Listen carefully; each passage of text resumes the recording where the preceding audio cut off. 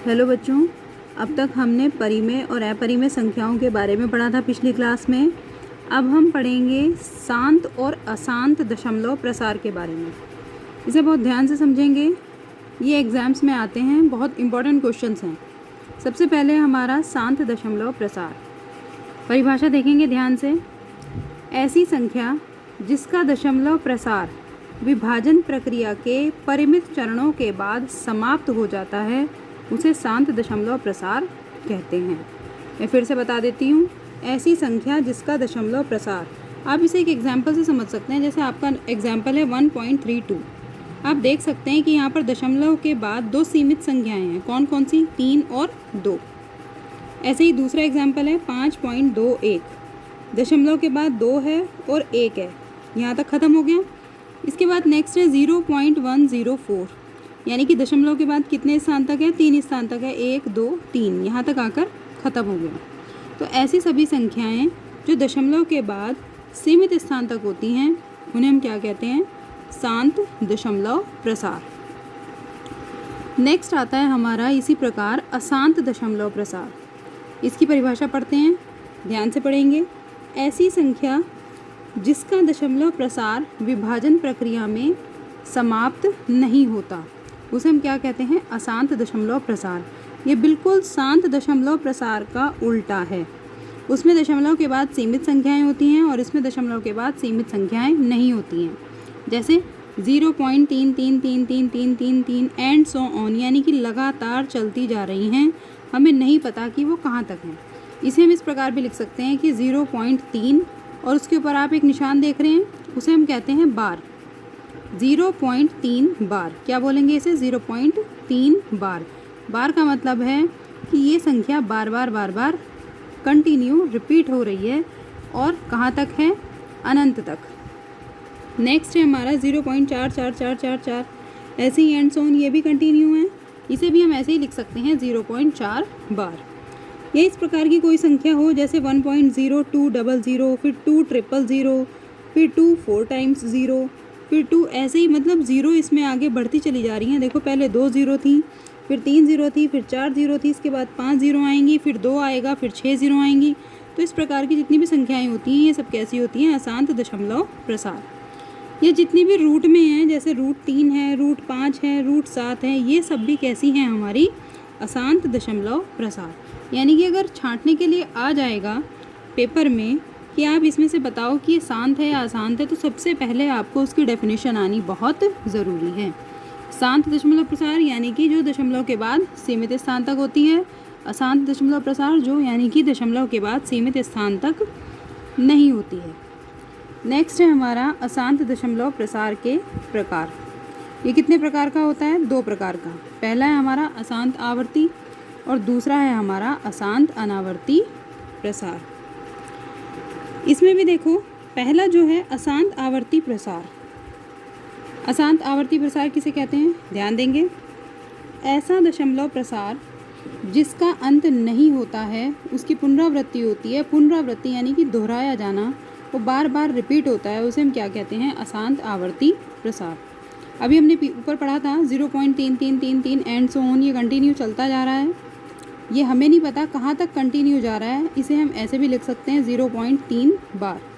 तो ये किस प्रकार का प्रसार है? अशांत आवर्ती प्रसार। आपको जितने भी क्वेश्चंस दिए जाएंगे, जब आप ये डेफिनेशंस उनको देखेंगे, पढ़ेंगे, तो आप इन डेफिनेशंस की हेल्प से, इनके एग्जाम्पल की हेल्प से ईज़िली छांट सकते हैं कि कौन सा प्रसार किस प्रकार का है।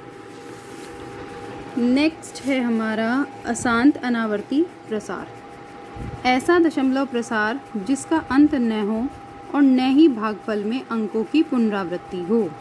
देखो, ऐसा हो रहा है ना, जैसे 1.02, 2 के बाद कितने 0? 00, फिर 2 के बाद 000, फिर 2 के बाद 4 टाइम्स 0, फिर 2 के बाद 5 टाइम्स 0 एंड सो ऑन, ऐसे ही लगातार चलते जा रहे हैं। तो ये किस प्रकार का प्रसार है?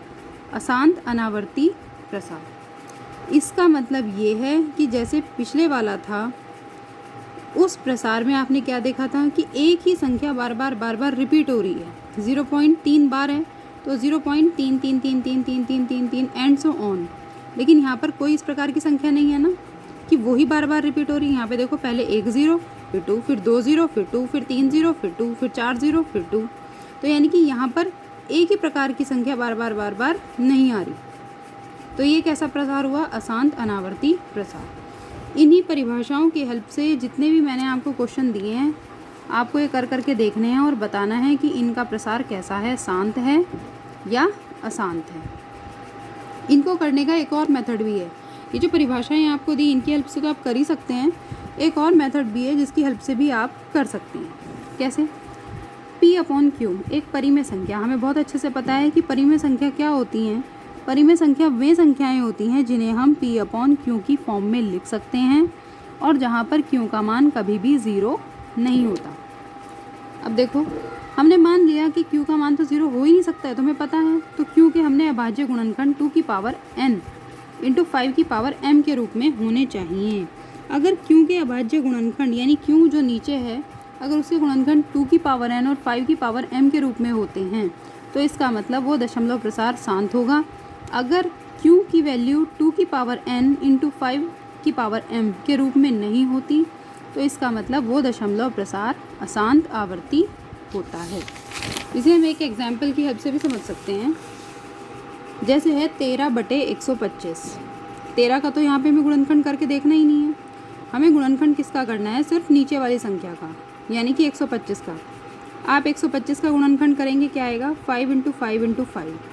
ब्रेक करके भी देख सकते हो, क्या आ जाएगा? 5 की क्यूब। 13/125 को हम क्या लिख सकते हैं? 13/5 की पावर 3। अपनी तरफ से मैंने 2 की पावर 3 से गुणा करी और 2 की पावर 3 से ही भाग किया। ऐसा क्यों किया?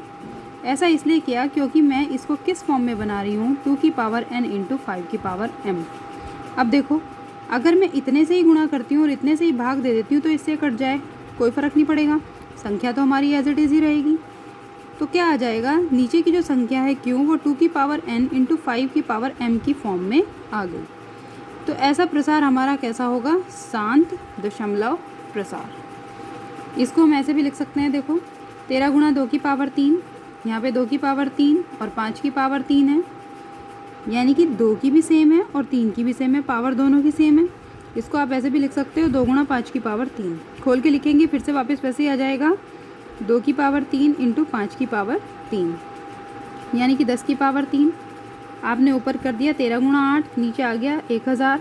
13 8 104, 104/1000 भाग देकर कितना आ गया? 0.104। अब आप इससे बता सकते हैं कि ये कैसा प्रसार है। ये कैसा प्रसार है? ये है शांत दशमलव प्रसार।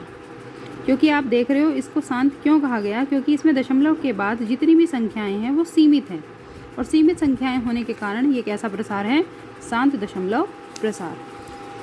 एक और एग्जाम्पल से भी हम इसे समझ सकते हैं। जैसे हमने लिया 14,587/1250। हमें ऊपर वाले के गुणनखंड नहीं करने हैं, ध्यान देंगे, हमें सिर्फ नीचे वाले के गुणनखंड करने हैं।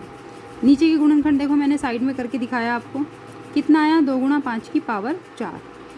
2 की पावर कुछ नहीं है, 2 की पावर 1 भी मान सकती हूँ, ठीक है। तो ये Q बराबर 2 की पावर n इंटू 5 की पावर m के रूप में है, इसलिए ये प्रसार कैसा हुआ? शांत दशमलव प्रसार। ज़रूरी नहीं है आप इसे पूरा हल करके दिखाएं। अगर क्वेश्चन में सिर्फ इतना ही पूछा गया है कि आप शांत और अशांत दशमलव प्रसार बताओ, तो आप सिर्फ इतना ही करके दिखाएंगे। और अगर क्वेश्चन में पूछा गया है कि आप इसकी शांत या अशांत दशमलव प्रसार जैसी प्रकृति भी बताओ और इसको पूरा हल भी करके दिखाओ, तो आप इसे पूरा हल करेंगे। इसी के लिए मैंने आपको बहुत सारे क्वेश्चंस भी दिए हैं। ये परिमेय और अपरिमेय संख्याएं हैं। आप इनमें से परिमेय संख्याएं छाटोगे। परिमेय संख्या छाटना बहुत ईजी है। जैसे √4 है, √4 क्या किसके बराबर हो जाएगा? 2 के बराबर। तो इसका मतलब ये एक परिमेय संख्या है। √3 बराबर ऐसे नहीं आएगा, पूरी संख्या नहीं आएगी, इसका वर्गमूल पूरा नहीं आ पाएगा, इसलिए कैसी संख्या है? अपरिमेय। √5 कैसी संख्या है? अपरिमेय। √9 बराबर किसके आएगा? 3, तो कैसी संख्या है? परिमेय। √16 किसके बराबर आएगा? 4, तो कैसी संख्या है? परिमेय। ऐसे ही इसमें फाइंड आउट करना है। इसी प्रकार मैंने आपको ये कुछ क्वेश्चंस भी दिए हैं शांत और अशांत छांटने के लिए। आपको ये काफ़ी सारे क्वेश्चंस हैं, लगभग 15 क्वेश्चन हैं। एक एक क्वेश्चन में आपको छांट के बताना है कि कौन सा शांत है और कौन सा अशांत है। इसके लिए आपको हेल्प मिल जाएगी, जो मैंने क्वेश्चन कराया है उससे भी हेल्प मिल जाएगी। और साथ साथ जो डेफिनेशंस लिखवाई हैं उससे भी आपको बहुत हेल्प मिल जाएगी। इसके साथ ही एक क्वेश्चन ये भी है, ये भी आपको करके बताना है, जिसमें आपको दिखाना है कि इसकी प्रकृति बताओ, यानी कि इसकी कैसी प्रकृति है, शांत है या अशांत है। ये भी आप डेफिनेशन को ही देख के बताएंगे कि ये शांत है कि अशांत है। आप सभी बच्चे इन क्वेश्चंस को कॉपी में करेंगे, साफ साफ और सुंदर सुंदर राइटिंग में करेंगे। जितनी भी प्रॉब्लम्स होंगी मेरे से अपने पीरियड में पूछ लेंगे। Thank you for the class.